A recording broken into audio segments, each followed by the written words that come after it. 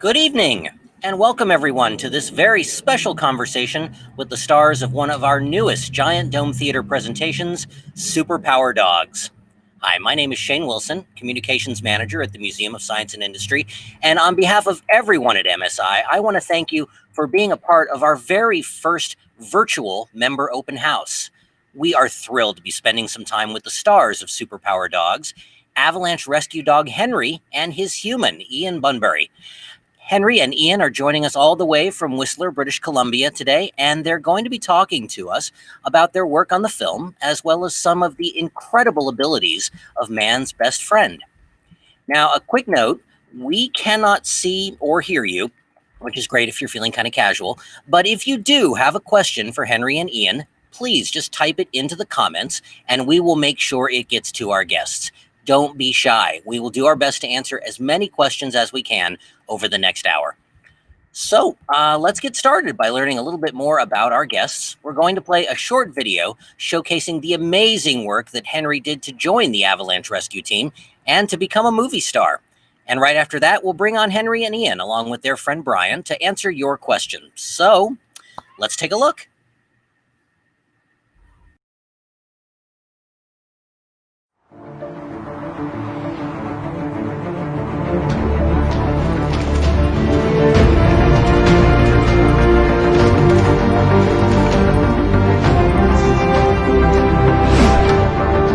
Henry is an incredible dog. He's laser focused, and you can totally tell this is a dog who is in his element. He loves his job.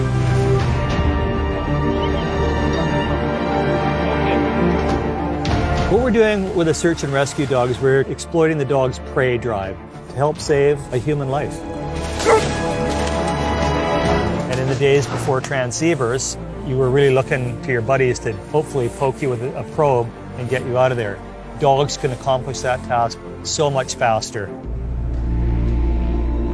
For me, I think one of the most exciting sequences in this whole film is going to be Henry long-lining under a helicopter over the Rocky Mountains in British Columbia. I needed a dog who could long line from a helicopter. I knew I wanted that as a sort of a big James Bond opening to this, to grab your attention. This is a truly epic and extraordinary shot. It will take your breath away.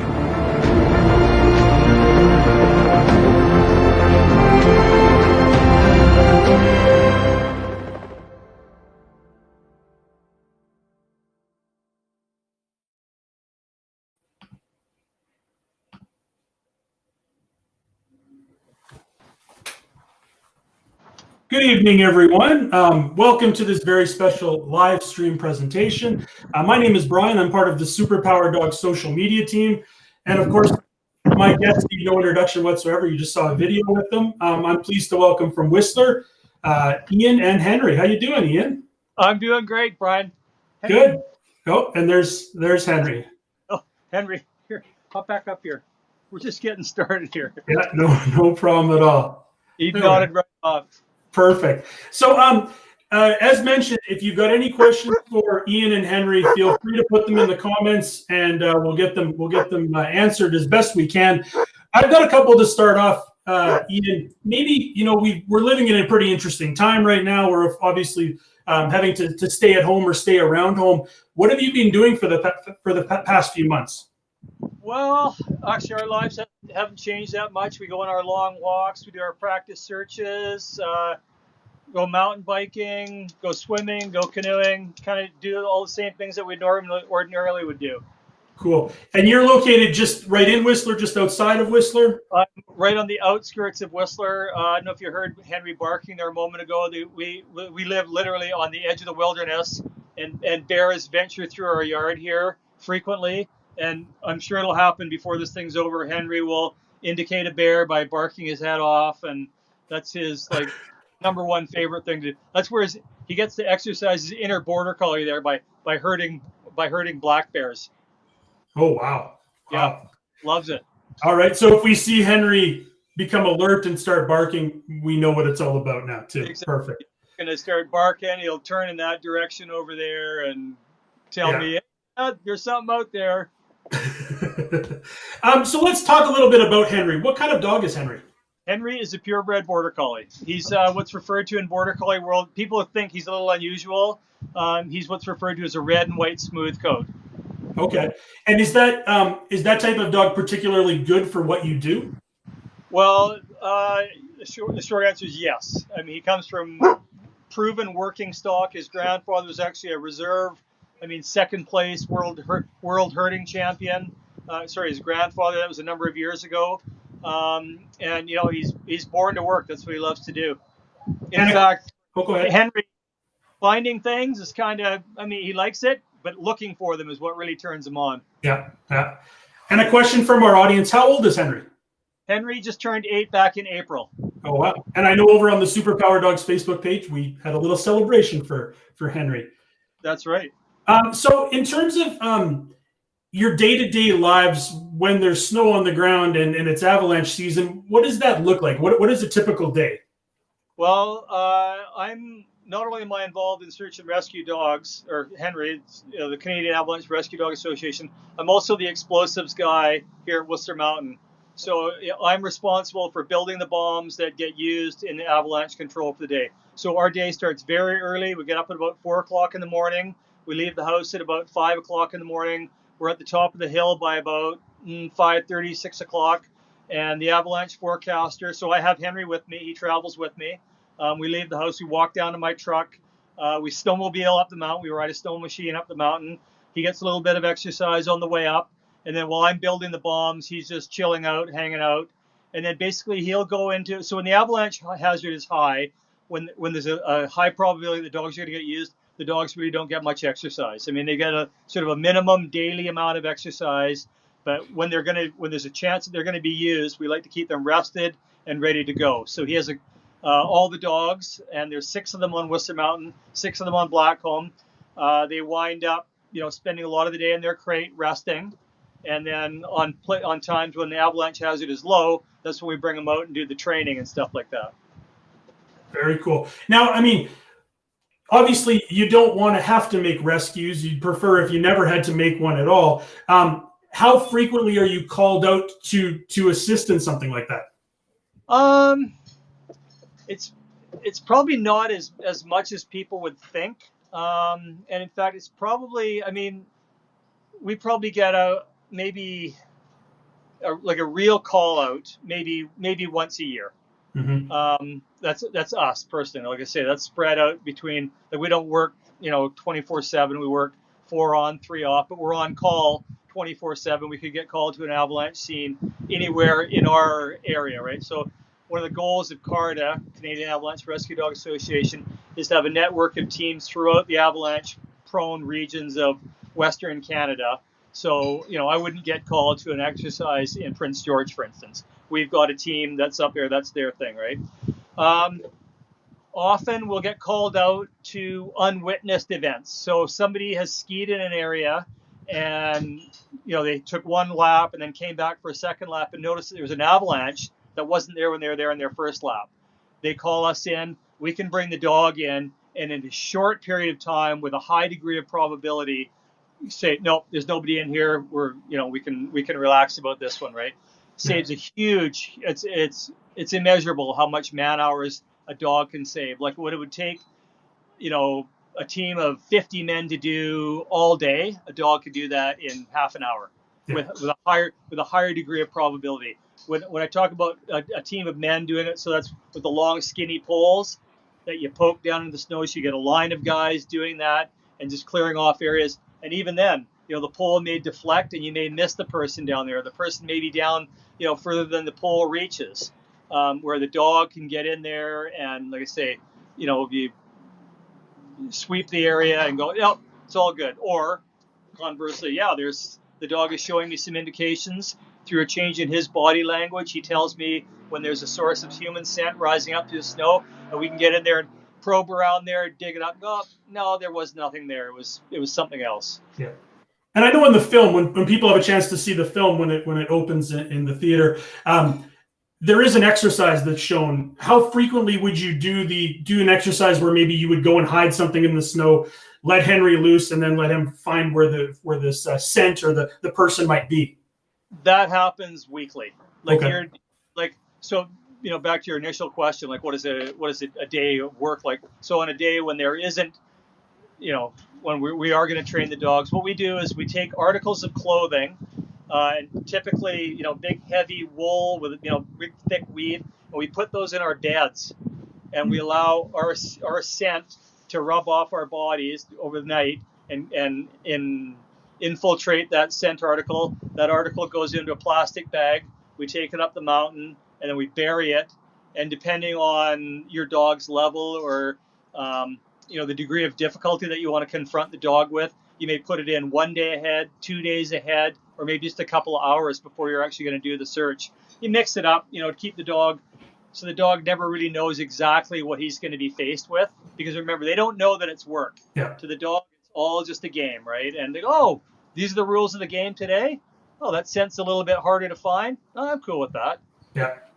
And so what kind of window do you have with Henry in terms of how long he can do what he's doing? To what age can Henry do this before he is unable to do it anymore? Well, we'll just close up here.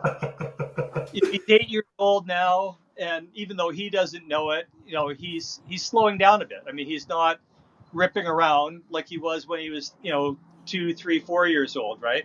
To answer your question, we typically work until about 10 years of age. So if you do that human dog year thing, that gets him to about 70, and I want to be retired when I'm 70. The idea is that you retire them when they're still fit enough, to enjoy a life of retirement, all the active things that they do in the course of their life. They can still do those things, just not to the high degree.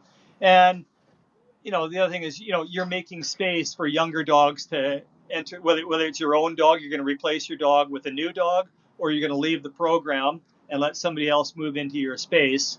It's like, like a high level athlete that is super smart, because it's as much of a physical thing there is to this, it's brain power too, right? I mean, working the dog like an hour-long search is like going on like an all-day walk for the dog. I mean, it really tires them out. If you think of the most taxing thing, and I'm talking to our audience here, if you think about the most taxing thing that you do mentally, well, the dog is like that times 10. They are absolutely, completely laser focused. Where for us, and we see it now in the way our lives are now, we're working from home and stuff like that. And, we're busy doing our job, but, we're listening for phone ringing. Our kids are, so a part of our brain is, connected to other things that are happening in the world. The dog, there's none of that. It's like, I am all in 100% dedicated to this task. And it really does take a lot out of them. In terms of, I know there's a few scenes in the film where you're skiing and Henry's running kind of in between your legs. Any idea how fast he can run? Oh yeah, I know exactly how fast he runs, because when I run him beside the snow machine, and I can see how fast he's going. He can run downhill at 50K, that's 30 miles an hour, no problem. He can run uphill at a good grade at 20K, so like 15 miles an hour, no problem. And he can do that, for a while, like not just 5 seconds, but Wow. 10, 15, 20 minutes. Yeah. Would you consider him to be a good climber? Is that an attribute of this type of dog, to be a good climber? Climbing in what? Maybe, a big pile of snow or rocks. Are they able to get around and climb up on those rocks? Yeah, I don't know if you've been watching. Well, again, to our audience here. It's Henry Whistler Dog on Instagram, and I post videos of him climbing, like ladders, objects, things. I don't know what it is. He just seems to love it. So the short answer is he is a fantastic climber, but I think there's something about it. There's a mental aspect. There's a problem solve. Like when you go, like I say, go to Henry Whistler Dog on Instagram, and you'll see him climbing things, and there's something about it. There's a mental switch, that goes off in his head where he's having to figure it out, and you'll see him, trying to place his back leg on things and stuff like that as he's making his way up. So bigger question, or bigger thing is, how agile is he? And he's very agile. Mm-hmm, mm-hmm. And you mentioned too your Instagram account. We've linked a couple of your different accounts, including your YouTube page, in the description below the video. So if anybody wants to check that out, I know as being the Superpower Dogs social team. There on me. Oh, am I back now? As part of the Superpower Dogs social team, we watch their content, and they have some pretty cool stuff that they do. So definitely check that out. Yeah. Ian, I've got a couple of questions from some of our viewers. It looks like some young viewers are asking, what is Henry's favorite toy? Henry's favorite toy is me. The toys. We only bring the toys out to play with me. He doesn't have access to toys that he plays with on his own. Because what happens is, remember, this is a working dog. I rely on him to be connected with me 100%. So if I allow him to have toys that he just plays with and makes up his own rules and games on his own, he's less likely to play with me. Having said that, he does have chew hooves and knuckles and rawhides and stuff like that he chews on and keeps himself occupied. But actual toys are ones that we can play with together. So whether it's a tug toy, don't think I have any with me right beside me, like a tug, a ring, a ball with a string punched through it. The whole idea is that the toys are things that we interact with together. Okay, so even if it's a throwing toy, I throw it, he brings it back to me, and it has a handle on it or some way that I can grab on it so that he can have it at the same time, and we can play with it together, not just him doing his own thing by himself. Mm-hmm. Cool. And another question from a young viewer. If they were skiing in Whistler, is there a chance they could run into Henry? Absolutely. You'll be able to run into. You come by the bump room. It's the big gray building. It's called the Alpine Service Building where the snowcats are parked. You come by there and present yourself to the dispatcher there and say, hey, is Ian and Henry working today? And they'll go get on the radio and call us up. And I guess that kind of leads to another question that we've chatted about before. As the film came out, one of your duties along with Henry is you had the opportunity to travel all over the place and will continue to do so to be able to visit theaters as it's opening, etc. Does Henry get recognized regularly when you're in an airport or when you're walking around in a new city? All the time. Oh, it's surprising. I mean, he doesn't know anything about it. For me, it's still a surprise to me as people come up and go, I think I saw that dog in the movie. Was he one of the Superpower dogs? Yeah, that's the dog right there. And we stop and pose for pictures and stuff like that. And people get a chance to meet him and interact with him. It's pretty cool. And I've seen it on your Instagram as well. When Henry travels, he travels just like any other dog. How is he as a traveler? Is he a good traveler? He's a fantastic traveler. I don't know if you can see. Well, yeah, you can see him there chilled out right now.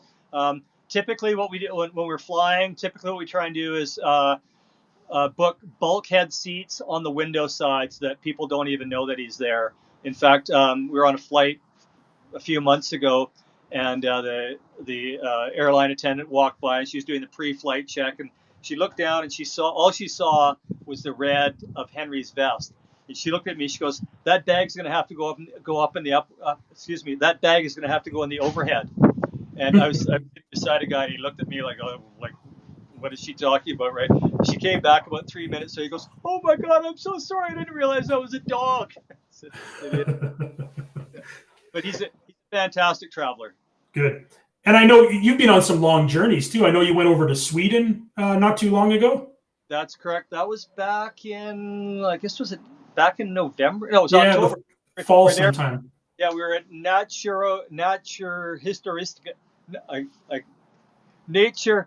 Natural History Museum of Sweden. It's in Stockholm. We had a fantastic time there. On that flight, Henry actually had to fly in his crate down in cargo, which is, for Henry, it's no big deal. He, when I got him as a 7-week-old puppy, he'd flown across the country in a crate, so he loves his crate, no problem.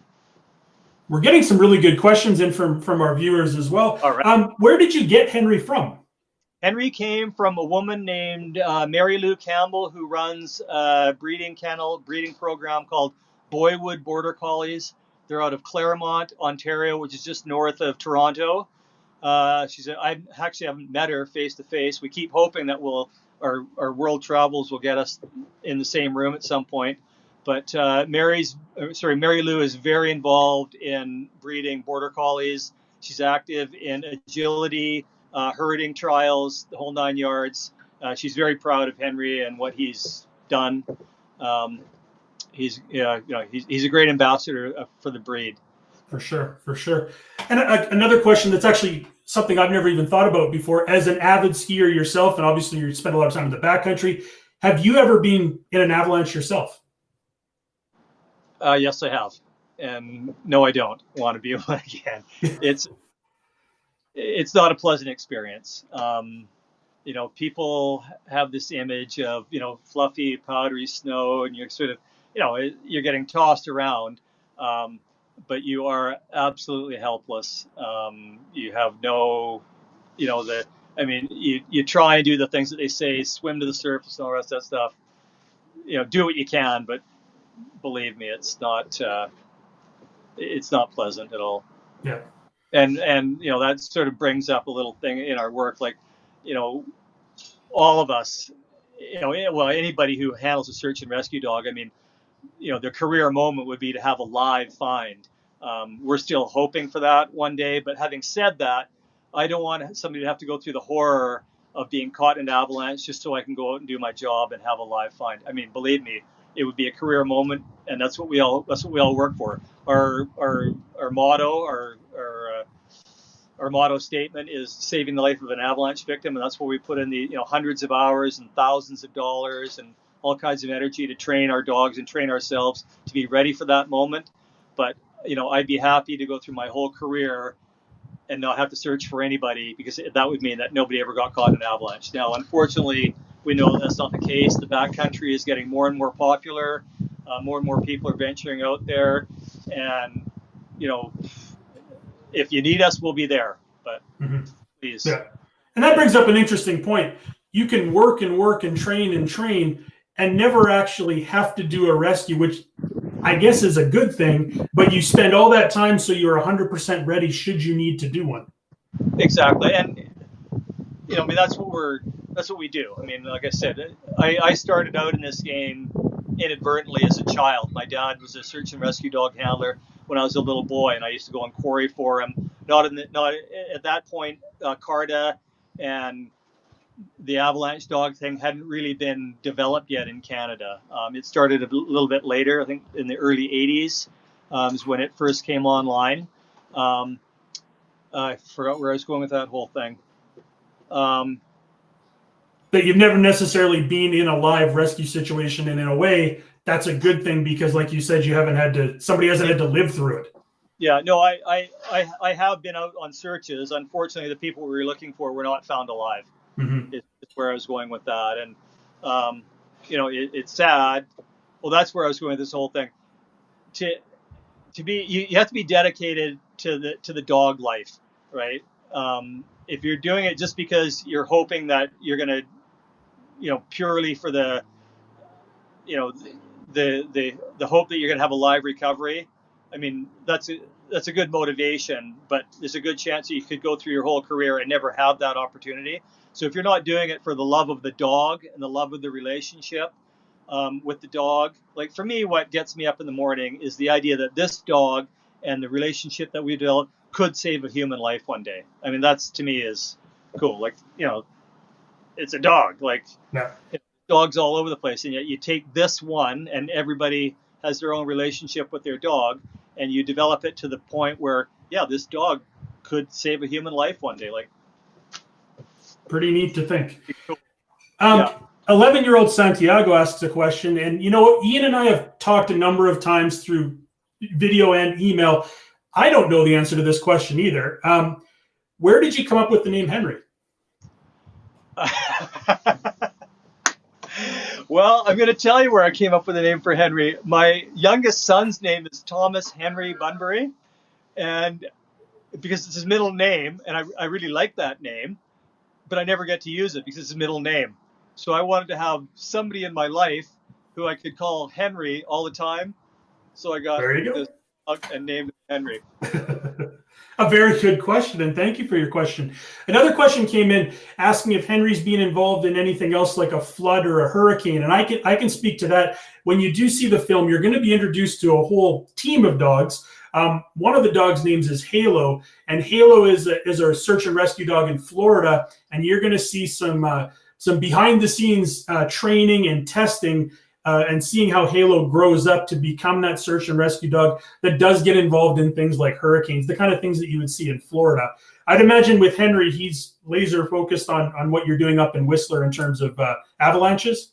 Yeah. So anytime, so they're called profiles. Okay. So Henry is validated in the avalanche profile. He could take on other profiles. He could do general ground search. He could the Halo, the dog that you referred to, is called a FEMA dog. It's Federal Emergency Management Agency. I think that's what that is. And they're the ones that deal with, earthquakes, tornadoes, hurricanes, that sort of thing, like more urban type stuff. And then there's, explosives, drugs, you name it. Those are all different profiles that you could train your dog in. For me, this is how I choose to serve my community, because we live in the mountains. Avalanches happen, and so that's the one that I choose to focus on. Mm-hmm. Now let's talk a little bit about Superpower Dogs. How did you and Henry get involved in Superpower Dogs? Well, I'm going to try and make this brief because it's kind of a long story, but the producers of Superpower Dogs were involved in a project called Jerusalem. And when they finished Jerusalem, they were searching for another project. And one of the producers, I believe it was Taryn, I may be wrong, could have been Dominic, but I'm not sure, said, "Hey guys, I've got a great idea for another movie. It's Superpower Dogs." And they're kind of skeptical, like, like, what are you talking, like talking dog, where he goes, no, just trust me on this one. I'm going to take you guys on a trip around the world, and I'm going to show you what I mean. And the first place that they came to was Whistler, where we were holding one of our training courses. And at the time, Henry was still a puppy. They saw Henry there and saw the things that he could do. He was kind of a talented dog. I sort of pride myself on, I don't call them tricks, but his obedience is quite good. He's really in tune with me. We're engaged. And they thought, no, this dog could, the project was literally in its formative stages. They were just bandying ideas about it at the time and kind of going, this dog might be the dog that we want for the film. And as you will see when you see the film, Henry, you see him doing the things that we do at work, but his part in the film is as the narrator. And so that's what you will see him narrating the film through the voice of Chris Evans, who, by the way, does a fantastic job. Mm-hmm. So anyways, that was way back in 2014. Henry was only 2 years old. Fast forward 3 years, I got a phone call out of the blue and said, "Hey, it's us from the Superpower Dogs thing. Are you still interested in being involved in the project?" I said, "Absolutely." And a few months later, they came to Whistler and started filming, and the rest, as they say, is history. And we saw in the clip that we showed before you came on, the really iconic scene of you and Henry underneath a helicopter hanging above the Rocky Mountains. Is that something you would regularly do? No, not regularly, but it's something that we train for, so that we're prepared for when it does happen. It's not something new, right? Yeah. And that scene that you're referring to, we were probably hanging, like, ordinarily you get picked up from a pickup spot, you get dropped off, you try and make that flight as short as possible, right? To get that shot, we were probably hanging underneath that helicopter for a couple of hours. And actually, I'm going to tell you a funny story. It just popped into my head here. We were hanging underneath the helicopter there, and you can see in the film, it's this beautiful sunny day. There's these puffy clouds, and we're hanging about 4,000 feet above the valley floor. And the harness is quite comfortable. The harness that Henry's wearing here is quite comfortable. You just sort of hang there and wait till it goes like this. They go, action, and you go through the thing, and they go, okay, back to position one, hang there. They get everything all set up and like this, and go around a few times while you get this whole thing right. Anyways, I'm hanging there, and I think to myself, if it wasn't for this dog, I wouldn't be here. I wouldn't be doing this. And at that precise moment, Henry looked up to me, and I'm sure he was saying, yeah, and if it wasn't for you, I wouldn't be here either. A nice moment hanging high above the earth. Yeah. Um, in terms of, and you could see it in that clip as well. Henry just looked so calm the whole time, like, you know. And I imagine there were many takes that you had to do, regardless of the scene.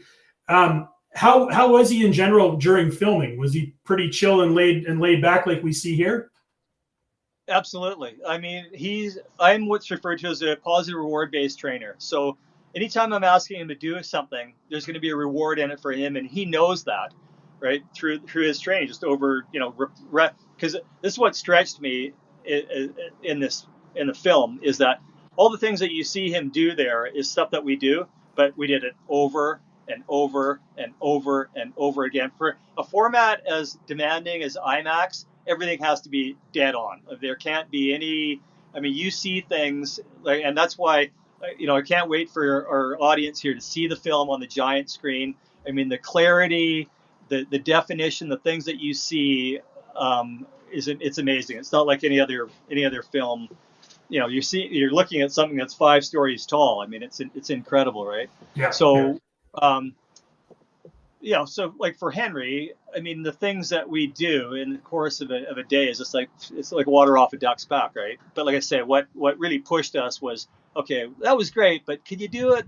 We want you to be, one step behind, one step ahead, a little bit left, a little bit right? And there's a lot of trickery that goes on behind the scenes, that to get the shot that you want. Movie magic, we'll call it. Yeah, but it looks. Exactly. But I mean, you mentioned it there, and I can attest to I've seen Superpower Dogs many times on the giant screen. It's quite the film, and that initial scene that they showed in the video, kind of coming out with the helicopter, it's very James Bond like, how it kind of starts like that.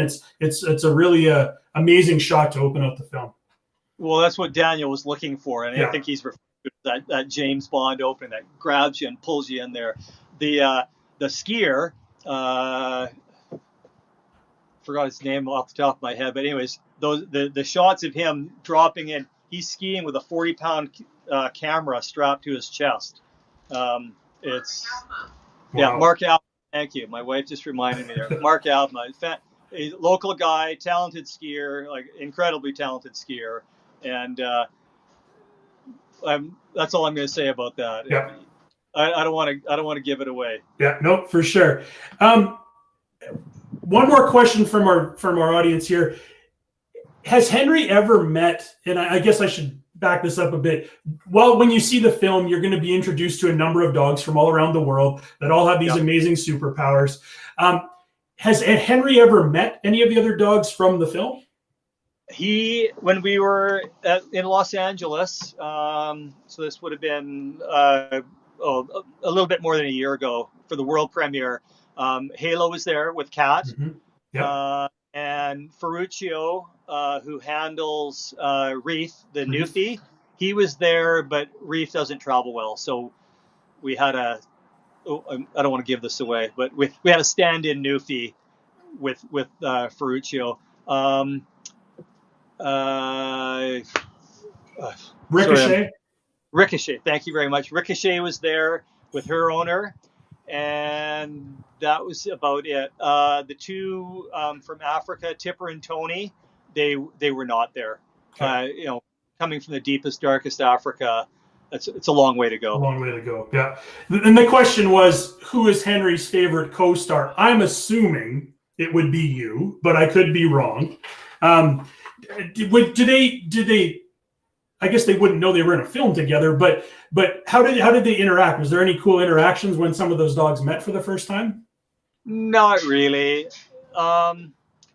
They're so focused on their handler, and particularly when you go to a new venue, something new, you're spending a lot of time keeping the dog engaged with you, so that, like, the idea is that they're just supposed to see other people, other things in the world as just furniture. See, I see it out there, but you're my guy. You're the guy that I'm paying attention to, so that when push comes to shove, when it's demanding, like, it's okay, we're working here now, you want that dog to be 100% focused on you. So you don't really, I mean, there are times, when he just gets to go out and be a dog. Like, I mean, for instance, this morning we were out for a walk. We're out there for a couple hours with one of my client dogs, and they just get a chance to be dogs. But when I call his name, he's like, "Okay, Dad, yeah, what do you want from me, right?" So I mean, he did meet Halo, and they did have a bit of an interaction, but they they're at work for all doing intents. their thing. Yeah. Thanks. So a question we get, and then what I'm going to do is I'm going to fade away and let you take over. Does Henry do any tricks? So I think what we're going to do is we're going to let you get to work, and we're going to show Henry doing some things down in your yard. Okay. And just kind of for everybody that's watching, we might not be able to hear Ian because he's going to be a little bit of a ways away. We want to make sure the cell signal is strong enough that you can see things going on. But if anybody has any questions about what Henry and Ian are going to be doing down in the yard, we'll come back and do a little bit more of a Q&A, and you can ask any questions that you might see Henry and Ian doing. So you know what? I'll let you have at it. I'm going to dip away here for a second and Okay. have at it. All right. This way. Yeah. This way.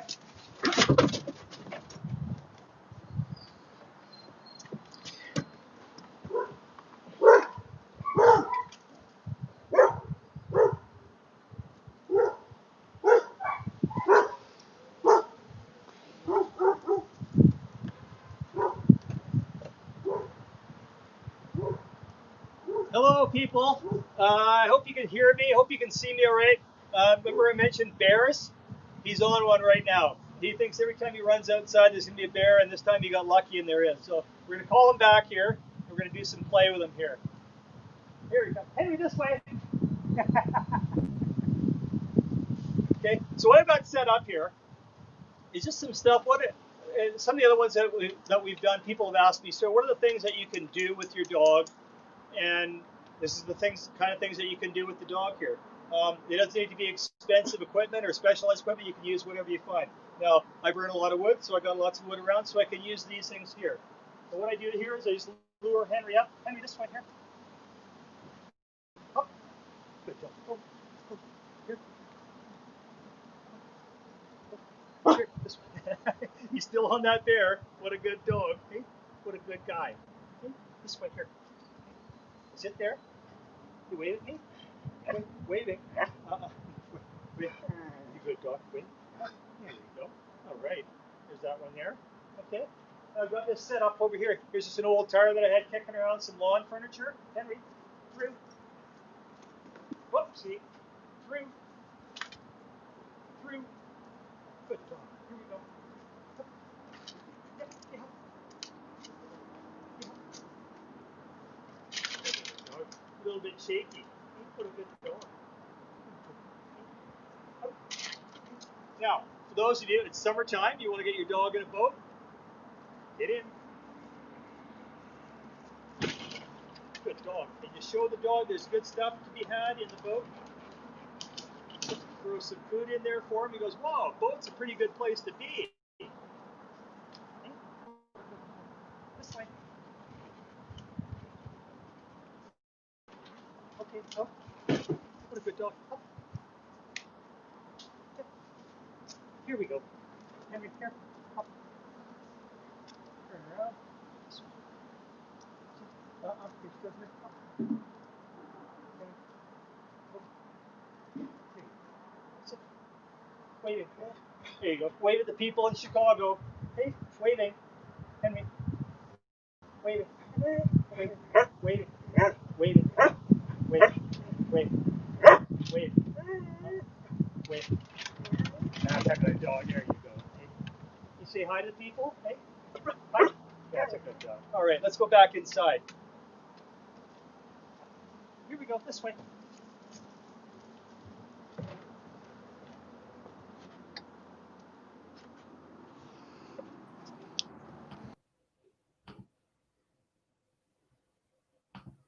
This way.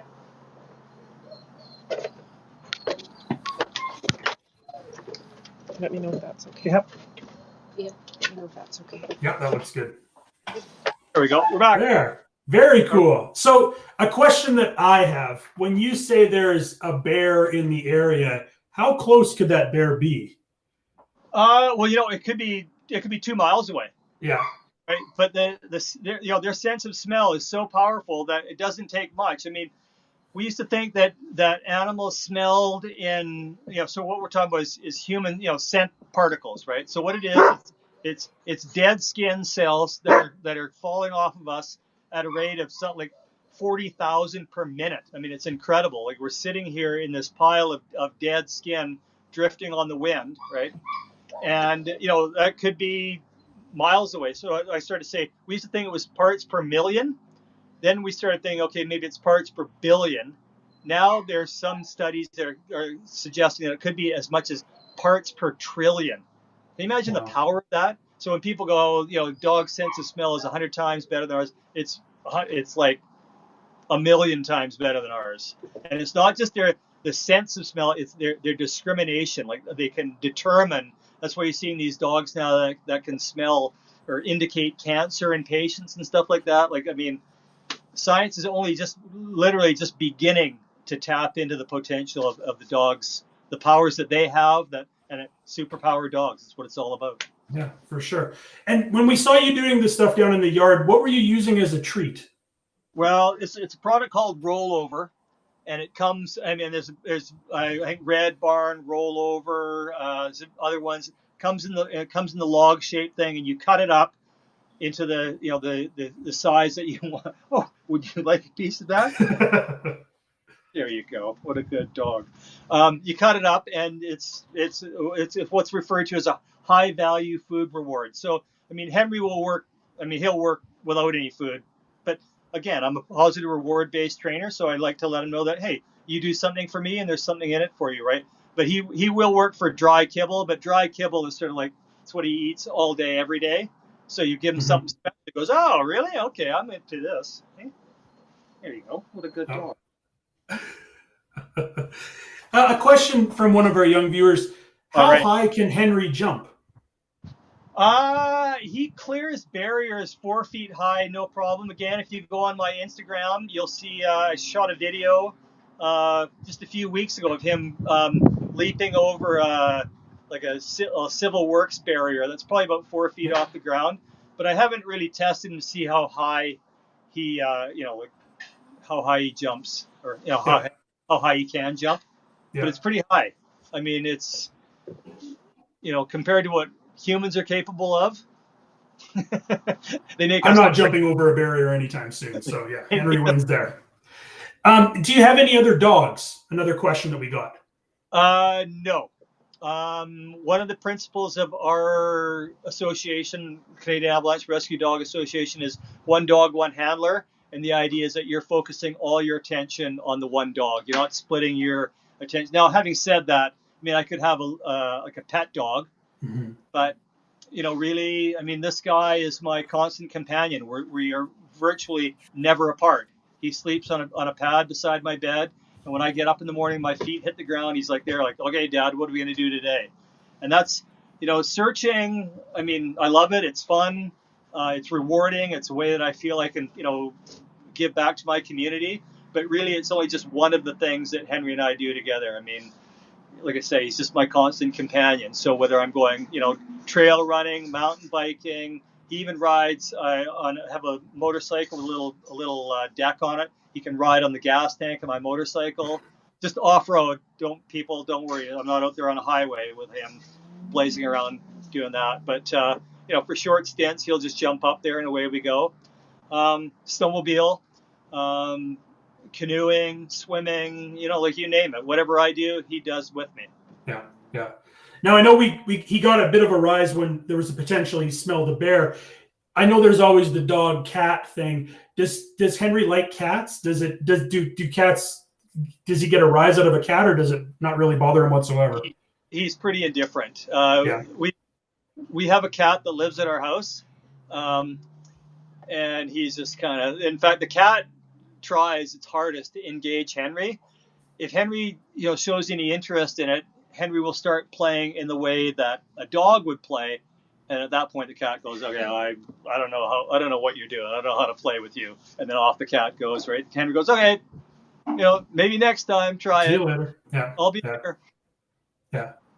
And I think we touched on this earlier, but we have a question from one of our viewers about a border collie and what makes them such a good dog for the kind of job that Henry does. What are some of the traits or attributes that makes that type of dog ideal for search and rescue? Well, first of all, I like this breed because he's a nice size. You know, you'll see in the film, you can see him riding up on my shoulder. He weighs about 45 pounds. I'm a fairly small-ish person myself, so you know, it works well. But you know, the general traits, the intelligence, you know, their legendary intelligence, so their adaptability to sort of pick up new tasks and learn things.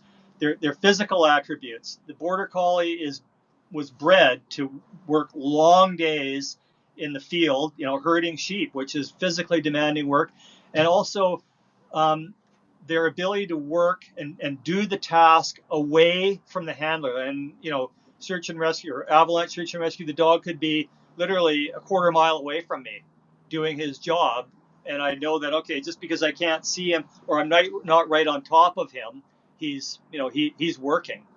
And you know, the other, like the just the physical appearance of this dog, like a German Shepherd, honestly, is my favorite breed. I love that breed. I had them when I was a child, and I've just always loved that breed. I look at Henry, and he's sort of like a miniature border collie. You know, the coat type, the ears, all that stuff. You know, looks like a German Shepherd. Mm-hmm, mm-hmm. Now, if anybody has seen the poster for Superpower Dogs, there's a very iconic picture that gets shown all the time. Henry standing on top of a mountain wearing goggles. Now, I know doing the social media for Superpower Dogs, one of the questions we get the most is, what can you tell us about the goggles that Henry wears? And I know you've got some with you. Yes, I do. Okay, well, this here, shameless commercial plug. It's Rec Specs are the people, and I'll be honest with you, I had heard of the product before we got involved with the film. But as I mentioned before, Henry is not just a search and rescue dog in the film, he's also a character in the film. He actually is playing the part of the narrator. So they wanted to spruce up his character a little bit. So when the producers said, hey, would Henry wear goggles? I said, yeah, no problem. Because with all my dogs, I've done this thing I call it the blind dog search. And what I've done previously is I've just gotten a pair of ski goggles, blacked out the lenses, and then I get the dog to search for food on the ground that he can't see. And the idea is that I'm physically demonstrating the dog is not using his sense of sight at all. He's completely not bothered by it at all. He's just using his sense of smell. So anyways, I contacted the people at Rec Specs, and they made this special pair for me with a blacked out lens, which I do use for my demonstration. These ones here that I've got are the ones that he wears in the film, and we'll put them on here right now. Henry, come on, sit up here. And you can see it's a really great product. Simple, you know, really rugged, durable, and really well thought out. I mean, these things, when you put them on, they do not come off. Henry, look this way. So you just slide over his muzzle like that. I think they make them in about 4 different sizes for different size dogs. And these straps just go around here behind his ears, like so. Oops, pull his ear up there. And there he goes. And he's happy to wear those because he knows when the goggles go on, the food comes out. Yeah. And I know Henry's wearing his vest as well. We had a question. Does he wear any other special gear, like something on his feet, like boots, or what would he normally look like when he goes on a normal day with you? Well, everything but the goggles. Now, going back to the Rec Specs thing here, now that I've had a chance to use them, I'm fully behind them. Now, he doesn't wear them every day, but there are conditions where he will wear them. You know, howling snowstorm, working around the helicopter, that sort of thing, he will wear them.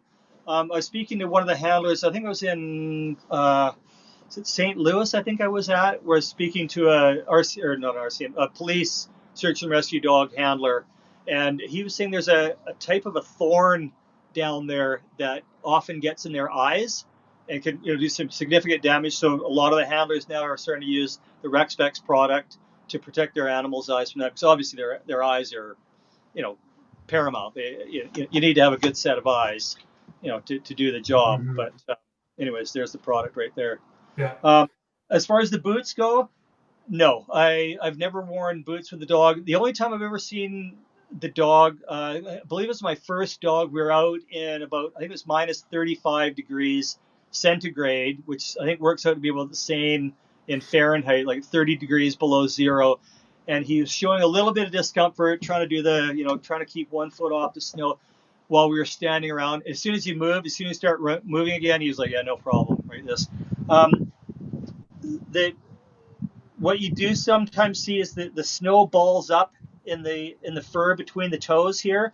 Henry's, I mean, first of all, he's a smooth-coated dog, so he doesn't have real long fur there, and he seems to have just the right amount of oil content in his fur that seems to repel the snow. I had him when I first got him, and I had my previous dog, Hector, another H name, Hector. Oh, I had them out in exact. So that dog was a rough-coated dog, and you'll see him actually when you go to SAR Dog Life and watch the launch video. You'll see there's a cameo appearance of Hector in there. I had them out on a day. Obviously, they were in the same snow. Hector's fur got all balled up, like to the point where he was literally handicapped by how much snow was clinging to his fur. Henry was completely snow free. Now, the interesting thing though is that Henry seems to do better in cold weather, but not so good as soon as the weather gets warm. Henry, his performance really bogs down. Where Hector was the opposite. In the cold, like I say, he would ball up with his fur. Not often, but it did happen. But in the summertime, he wasn't bothered by the heat at all. Because the fur helps to insulate their bodies from the heat. Yeah, no, that makes sense. One final question before I've got one final question and then one final ask before we head back to Shane and the MSI team in Chicago. We've got a lot of youngsters watching today, and I'm imagining there's a few of them sitting there thinking, Ian has a really cool job. How would somebody go about getting in to do what you do? What is it a background that they would have had growing up in childhood, or are there courses or programs they can take? How would somebody get involved in doing what you do?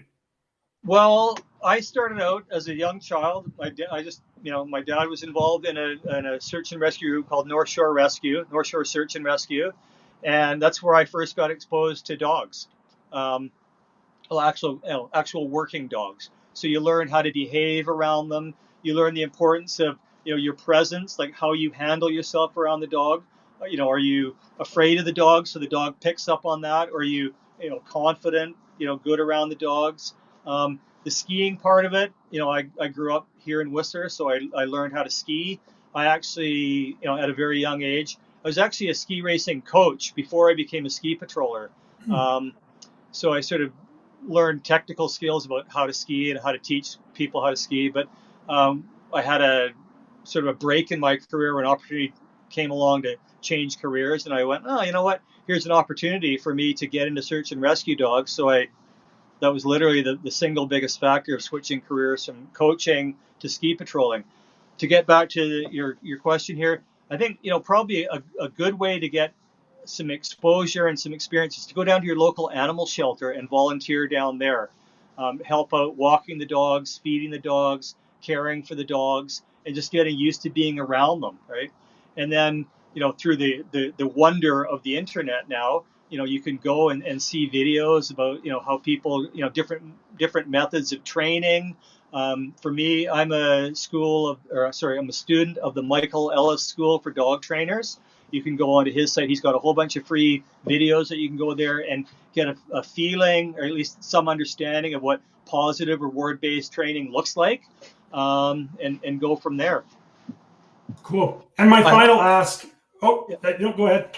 I hope that helps, because truly that experience that you get as a young person is invaluable. I mean, that will carry with you through your entire life. I mean, I know we all have adult friends who are afraid of dogs and stuff like that, and we all have our stuff, our things, right? And fair enough, but an animal, like a connection that you make with an animal, it's hard to describe. I mean, they don't speak the same language that we do, so you have to find a way to build a bridge with this animal. And I mean, what I do is obviously sort of a step above just a normal pet, but that doesn't mean that a pet is any less important in your life than this animal is to mine. I mean, we do have snuggle moments where I just sit down and throw my arms around him and tell him what a great guy he is and how much I love him, and he's my best friend.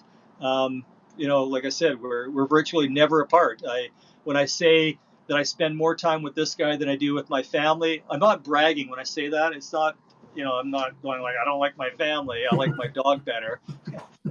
I love them. I love them all the same. But like I say, I spend, like I say, if I could have my kid with me every day, and now mind you, they're 27 and 24 years old, so they don't want to hang around with their dad much anymore, but they still do, which I'm grateful for. But the dog, like I say, I mean, I'll have him forever and ever. He's your buddy. Yeah. So a final ask, if we could get a big wave from Henry to everyone watching us in Chicago, see if he'll give us one final wave. Let's get him up here. Henry, sit up. This way, head waving. There you go. There you go. There you go. You speak, say hi. Speaking. Hey, speak. You know what?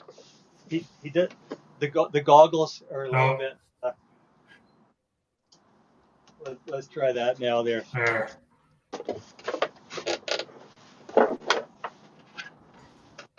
Henry, say hi to MSI. Say hi. See? There you go. All right. All right. Well, on behalf of myself and Ian and Henry out in Whistler, we want to thank the MSI team for having us on this live presentation tonight. We really encourage you to go see the film when it's playing. I'm going to kick it back over now to Shane in Chicago. Again, Henry and Ian, great to see you again, and I'm sure we'll be in touch soon. Thanks so much for having us, members, MSI. You guys are going to really enjoy the film, and hope to see you in Chicago one day. And when it opens in the big screen, make sure you get there and see it. This film, I don't want to sound like it'll change your life and change the way you look at dogs and our relationship with them. For sure. All right, guys. Good to see you. Bye.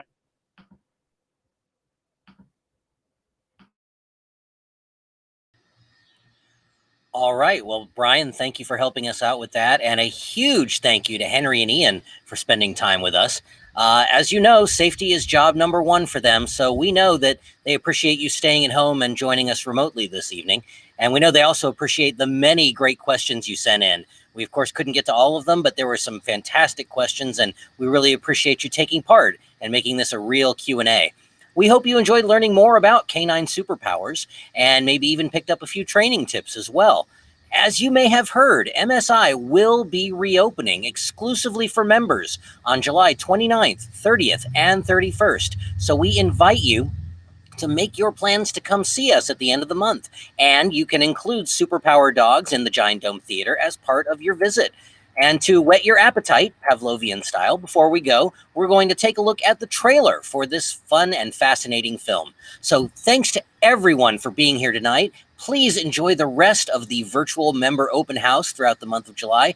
And we hope we can see you all at MSI very soon. So have a great night, and let's see a little bit more of those amazing dogs.